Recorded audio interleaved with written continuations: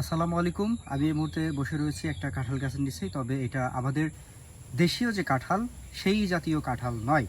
আমার হাতে দেখতে পাচ্ছেন পিঙ্ক রঙের কাঁঠাল। এটা বিদেশি একটা কাঁঠাল। আমরা কাঁঠাল একটু আগে ভেঙেছি এখানে এবং ভিডিও শ্যুট নিয়েছি। এটা হচ্ছে পিঙ্ক কাঁঠাল, যেটা বছরে ২ বার হয়ে থাকে।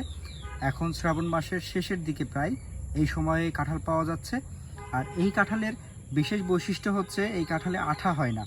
আপনারা হয়তো এইটা খেয়াল করলে দেখতে পারবেন যে কাঁঠাল কাটার পরে এই বোটার মধ্যে আঠা থাকে, বাট এইটাতে আমরা কোনো আঠা পাইনি। আর সবচেয়ে মজার ব্যাপার হচ্ছে এটার কালার, অসাধারণ কালার হওয়ার কারণে দর্শক যারা রয়েছেন, সাধারণ ক্রেতা যারা রয়েছেন, তাদের কাছে বেশ সমাদৃত হচ্ছেন দিনে দিনে এই কাঁঠাল। আর এটা স্বাদের ব্যাপারে যদি একটু বলি, বিসমিল্লাহ, অসাধারণ একটা স্বাদ।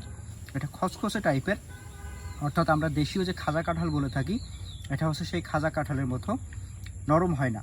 যে কারণে আপনারা যদি বাসা বাড়িতে এটা ২-৩ দিন রেখেও দেন, তারপরেও নরম হয়ে যে নষ্ট হয়ে যাওয়া বা অতিরিক্ত পেকে যাওয়া, সেই ব্যাপারটা হবে না।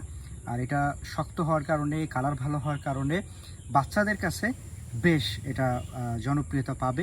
এবং বাচ্চাদের কাছে দিলে বাচ্চারা এরকমের কালার দেখেই কিন্তু খাওয়ার প্রতি আগ্রহ বাড়াবে। ধন্যবাদ।